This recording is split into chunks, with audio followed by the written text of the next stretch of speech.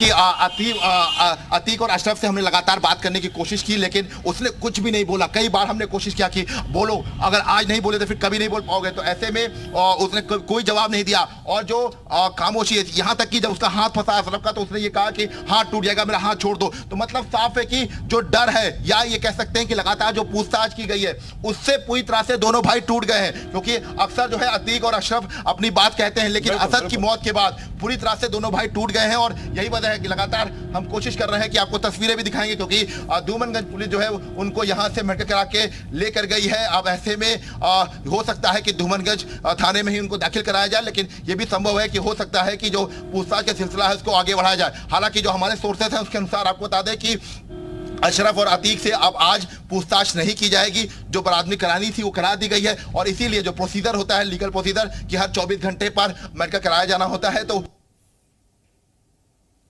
बिल्कुल बिल्कुल विशाल, आपकी आवाज आनी बंद हो गई है, नेटवर्क का कुछ इश्यू लगता है, क्योंकि आप लगातार कार से फॉलो कर रहे हैं उस काफिले को जिसमें अतीक और अशरफ को लिए जा रहे हैं। पुलिस की गाड़ी में बैठते हुए थोड़ी देर पहले की तस्वीरें हमने आपको दिखाई, और ये मेडिकल के बाद की तस्वीरें हम आपको दिखा रहे हैं। दोनों का मेडिकल कराया गया और पुलिस की टीम दोबारा से धूमनगंज थाने के लिए रवाना हो गई है। कड़ी सुरक्षा के बीच अतीक और अशरफ को ले जाया जा रहा है, लेकिन अतीक और अशरफ से बार बार मीडिया कर्मियों ने और विशाल, हमारे सहयोगी विशाल ने सवाल किए, लेकिन वो कुछ भी बोलने को तैयार नहीं थे। दोनों की बोलती ऐसा लग रहा है बंद हो गई है, या ये कह सकते हैं कि सदमे में है अतीक। आपको याद होगा कि जब पहली बार अपहरण के मामले में अतीक को साबरमती जेल से लाया जा रहा था और मीडिया कर्मी सवाल पूछते थे तो खुलकर वो जवाब देता था, अपनी बातें रखता था। इस बार भी जब इस पूरे मामले में पेशी के लिए लाया जा रहा था, कोर्ट में पेशी के लिए, तब भी अतीक अपनी बातें रखता था, अशरफ अपनी बातें रखता था कैदी वैन से ही। लेकिन अभी जो है फिलहाल मेडिकल कराए जाने के बाद जब उसे 4 दिन के रिमांड पर भेजा गया है पुलिस की कस्टडी में, और असद का एनकाउंटर हुआ है, तो इन बदले हुए परिस्थितियों में अतीक ने एक शब्द अपने मुंह से नहीं कहा, अशरफ ने कोई बात नहीं कही, और दोनों चुपचाप से कार में बैठे, पुलिस की गाड़ी में बैठे, और पुलिस की टीम उन्हें लेकर के दोबारा से धूमनगंज थाने के लिए रवाना हो गई है। कुछ देर पहले की 2 तस्वीरें हम आपको दिखा रहे हैं, ये एक्सक्लूसिव तस्वीर आप देख रहे हैं।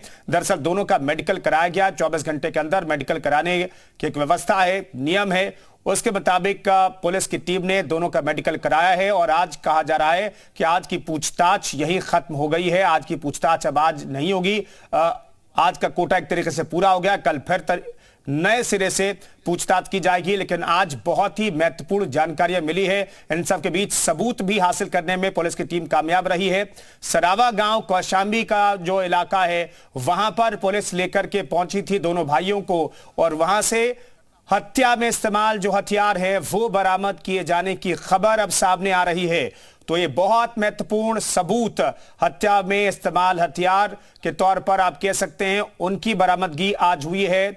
आज एटीएस ने भी करीब 4 घंटे तक पूछताछ की, चूंकि आतंकी कनेक्शन की बात सामने आई, पाकिस्तान से भेजे गए हथियारों की खरीद फरोख्त और उन्हें छुपा करके रखने की बात सामने आई, तो एटीएस ने भी आज करीब 4 घंटे तक पूछताछ की है।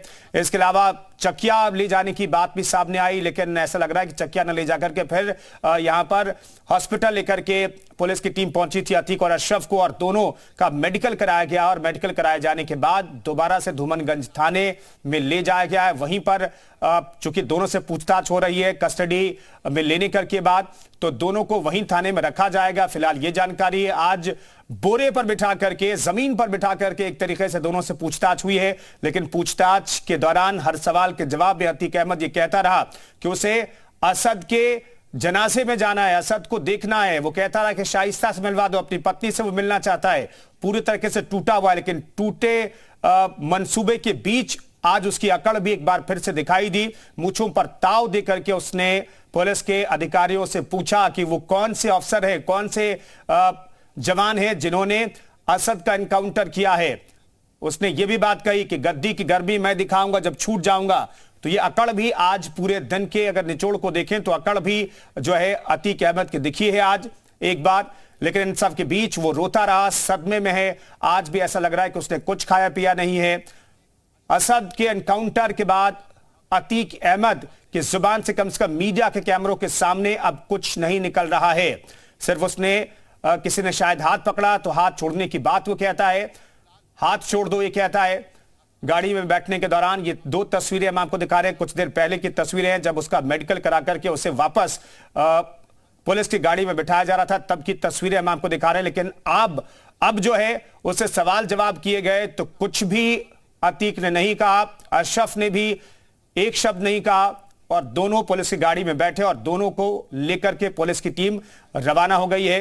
तो आज दिन भर पूछताछ चली, एटीएस ने पूछताछ की, एसटीएफ के अफसरों ने पूछताछ की, अलग अलग मामलों से जुड़े सबूत जो है जुटाने की कोशिश की गई, जानकारी हासिल करने की कोशिश की गई और ये हॉस्पिटल के अंदर की तस्वीरें भी हम आपको दिखा रहे हैं। आपको मिट्टी में शामिल होने की इजाजत भी नहीं मिल पा रही है।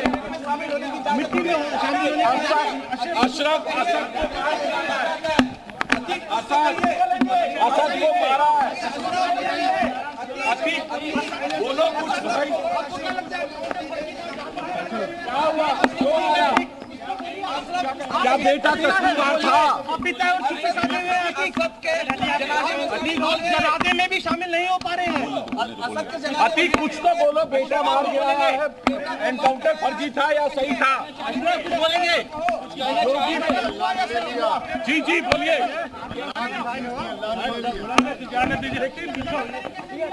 पीछे उठिए, पीछे।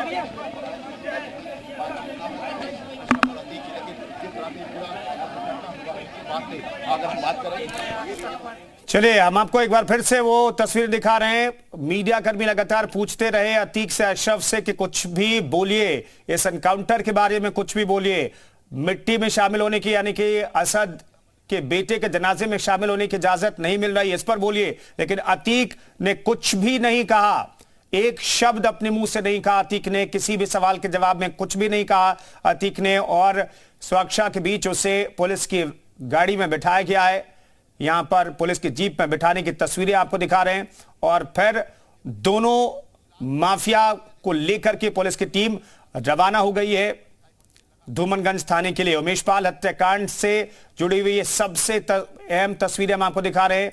दो खास तस्वीरें, आज मेडिकल कराया गया है दोनों आरोपियों का, फिर से 24 घंटे चूंकि बीत चुके थे इसलिए दोनों का मेडिकल कराया गया और दोनों ने एक शब्द नहीं कहा, मीडिया से एक शब्द भी आज दोनों ने नहीं कहा है। दरअसल दोनों से पूछताछ हो रही है और कई राज भी उगले हैं दोनों ने। ये तस्वीरें आपको दिखा रहे हैं, देखिए गाड़ी में जब दोनों को बिठाया गया तब की तस्वीरें भी हम आपको दिखा रहे हैं।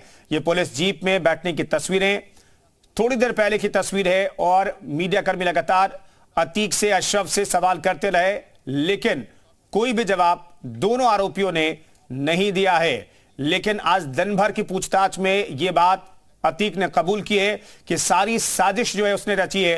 ये सूत्र बता रहे हैं कि साजिशों को रचने की बात कबूल कर ली है अतीक अहमद ने और उसने कहा है कि अपने रसूख को कायम करने के लिए, लोगों में अतीक का रसूख कायम करने के लिए दिन दहाड़े इस हत्याकांड को अंजाम दिलवाया। और उमेश पाल अतीक अहमद और गैंग के खिलाफ बार बार बयानबाजी कर रहे थे, ये उसकी तरफ से कहा गया जो सूत्र बताते हैं, और इसलिए इस हत्याकांड को अंजाम तक पहुंचाया और सारी साजिशें अतीक अहमद ने रची, ये बात उसने कबूल की है। और अशरफ ने शूटर्स जो हैं वो मुहैया करवाए, ये बात उसने कही है। तो दोनों भाइयों से अलग अलग पूछताछ हुई है, दोनों भाइयों को साथ में बिठा करके पूछताछ हुई है और यह सिलसिला 17 तारीख की शाम 5 बजे तक चलता रहेगा। कुछ अहम सबूत भी मिले हैं। आज देर शाम दोनों को कौशाम्बी के सरावा गांव ले जाया गया, जहां से कहा जा रहा है कि वो हथियार बरामद किए गए हैं जिन हथियारों से उमेश पाल और 2 सुरक्षा कर्मियों की हत्या की गई थी।